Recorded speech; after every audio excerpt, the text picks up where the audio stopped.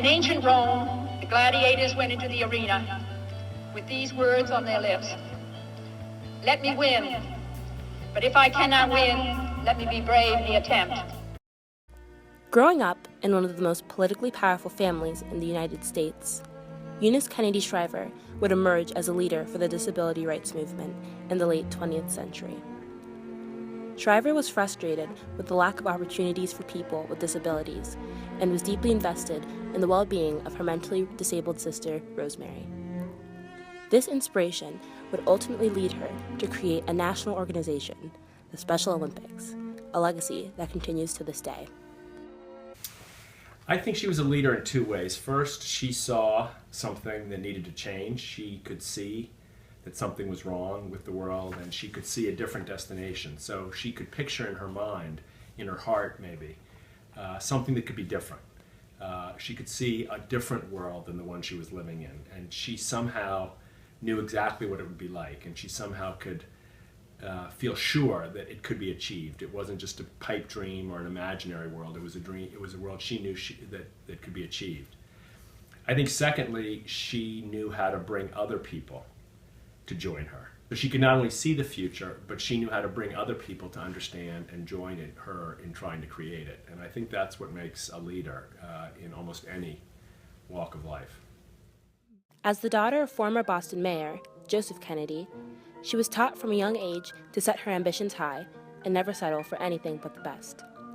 In the book, Growing Up Kennedy, The Third Wave Comes of Age, Eunice comments, "The important thing was to win. Don't come in second or third, that doesn't count, but win, win, win."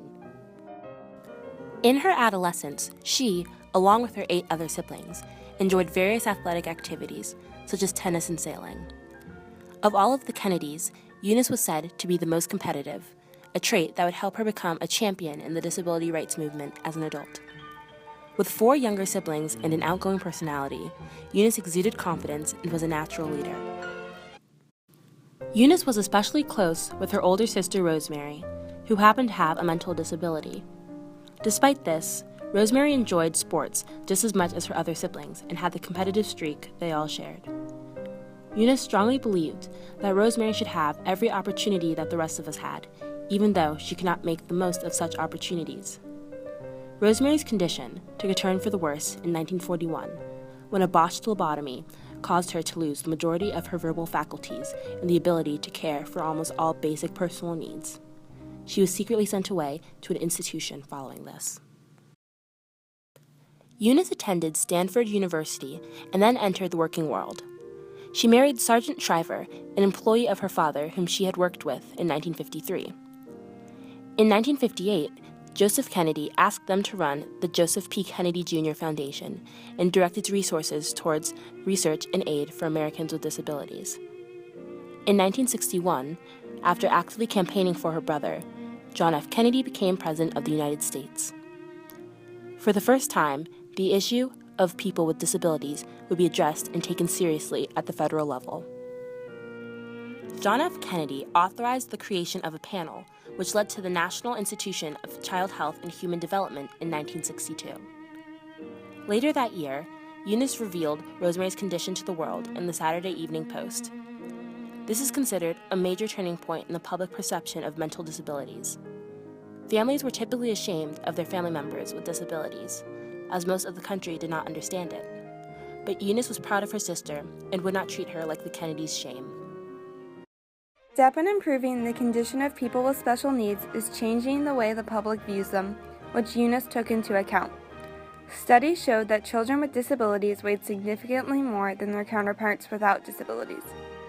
Growing up with Rosemary, Eunice knew for a fact that children with disabilities were capable of exercising and playing sports. As said by Eunice herself, all human beings are created equal in the sense that each has the capacity and a hunger for moral excellence, for courage, for friendship, and for love. In 1963, Eunice began a summer camp for children with disabilities at her Maryland home. High school and college students were recruited as counselors and served as companions to the campers. The children would play, swim, and participate in typical camp activities. As the camp flourished and grew, the counselors began to realize the children were not difficult and just wanted to have fun. Camp Shriver was an important first step in realizing the potential children with disabilities had. The success of Camp Shriver led to a far bigger and grander vision, one that came true on July 19, 1968, when 1,000 athletes with intellectual disabilities gathered at Chicago's Soldier Field for the first ever Special Olympics. As the athletes marched into the field, Eunice declared, "Let me win, but if I cannot win, let me be brave in the attempt." These words inspired Special Olympians to do their best, and if they did that, then they were winners. What began that sunny July day has sent people down the path of acceptance, and in that December of 1968, Special Olympics International became an official nonprofit organization. Today, there are over 4.4 million athletes in 170 countries involved in Special Olympics. Eunice's efforts have spread across the globe, and the impact has reached the millions of people who had for generations lacked a voice and been confined to darkness. The impact of Special Olympics was immediately felt. Parents whose children participated in Special Olympics reported that their children were in better moods, interacted with a wider circle of friends, and were generally better adjusted after their Special Olympics experience. By competing in the Special Olympics, every athlete receives a tremendous boost of confidence and self-esteem. Well, I think Special Olympics has given millions and millions of people with intellectual disabilities, first of all, a chance to have fun. And most of them would not have otherwise have ever had the chance.